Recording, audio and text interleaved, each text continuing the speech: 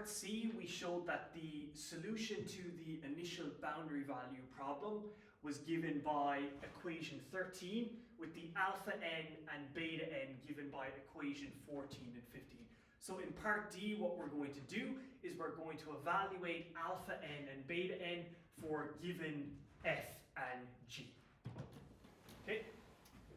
So in part D, we're given that f is equal to sine of pi x over L plus 1 over 3 sine of 3 pi x over L, and we're also given that g is equal to 0. So to determine the alpha n and beta n, we're going to substitute f and g into equation 14 and equation 15.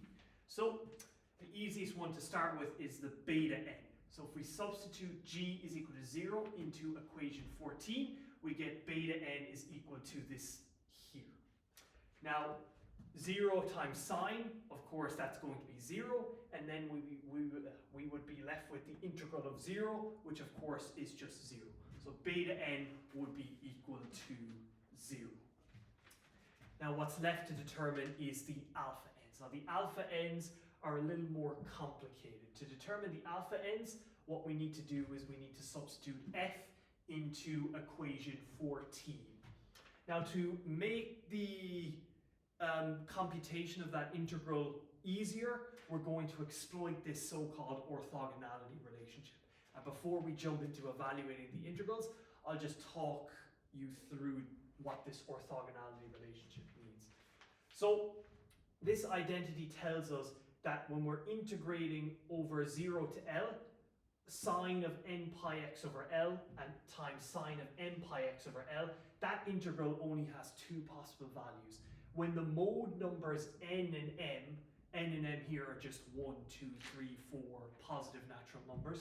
When the mode numbers n and m are equal, the integral is L over 2. Okay? But when the mode numbers are not equal to each other, the integral is 0. So to evaluate the integral for alpha n, we're going to exploit this orthogonality relationship. Now, if we substitute our function f into our alpha n integral 14, we get the expression shown here. Here I've just split the integral into two separate parts. Okay? Well, if you look at the sign in the first integral and compare it to our orthogonality relationship, you can see that the mode number of the first sign here is m is equal to 1, whereas the mode number with the second sign is n. Similarly, the mode number of the first sign in the second term is m is equal to 3, whereas the mode number for the second sign is n.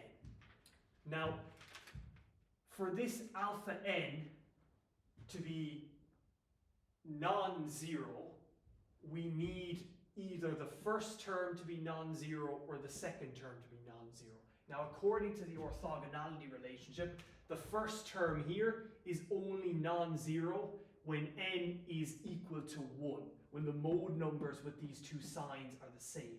Similarly, the second integral here is only non-zero when n is equal to 3, when the mode numbers for the two signs in the second term are equal to each other.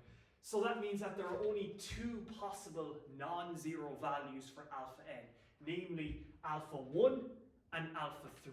All of the other alpha n's are going to be 0 according to the orthogonality relationship. So all we need to do here is just evaluate the two non-zero alphas, namely alpha 1 and alpha 3. So let's do that now.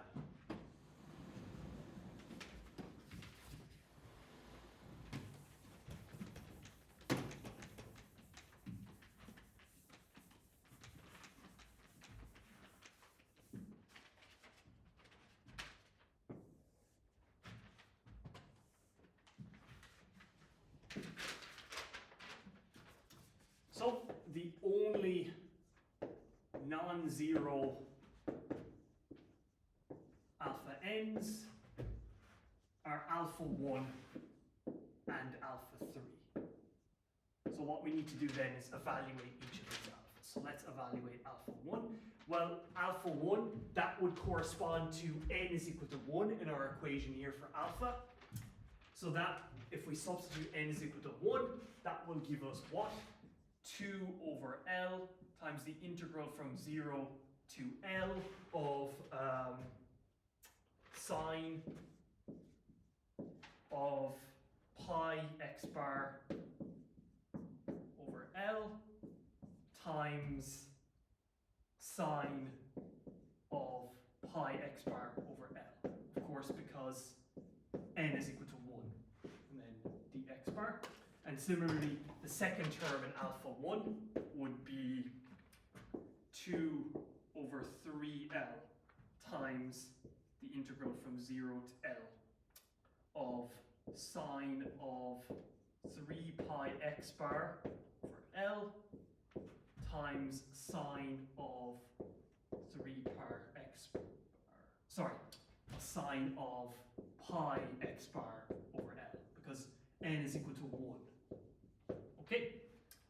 But if you look at the second integral term here, the mode numbers for these signs are different. So according to our orthogonality relationship, this second integral here is just going to be 0 by the orthogonality relationship.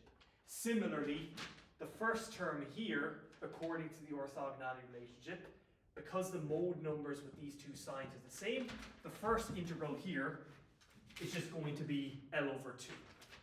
Okay, so this integral here, first integral, well, that's just going to be L over 2. Okay, well, if we write that out more, we get alpha 1 is equal to 2 over L times L over 2 plus 2 over 3L times 0. Okay, just replacing the integrals with their worked out evaluations. Okay, well, if we work this out, 2 over L times L over 2, that's just 1, and 2 over 3L times 0, that's just 0. Okay, so that's alpha 1 worked out. Now, alpha 3, the computation is almost the same. So what you do is you would just replace n with 3 in our expression for alpha n, and then just exploit the orthogonality relationship as we did previously. Okay, so I'll leave the details for you to work out, but to cut a story short, you find that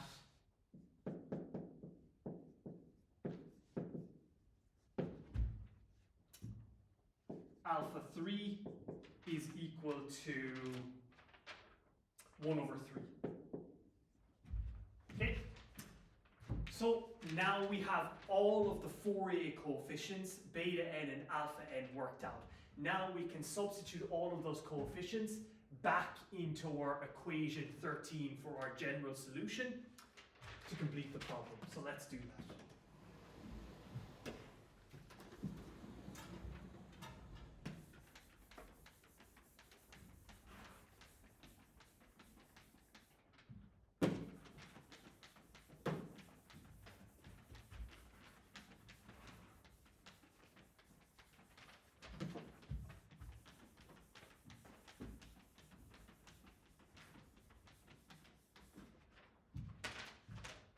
Okay.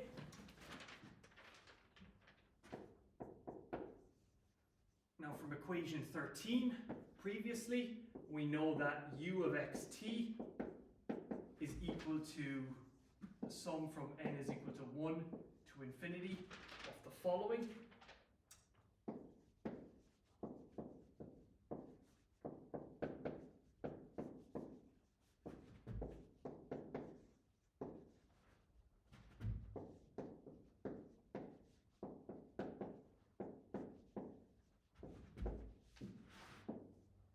That's all going to be multiplied by sine of n pi x over n.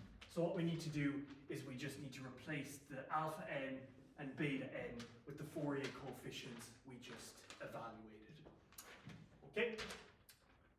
Now, first of all, remember, we just determined that beta n, all the beta n's were 0. So the second term here is just 0. Similarly, we determined that there were only two non-zero values for alpha, namely alpha 1 and alpha 3.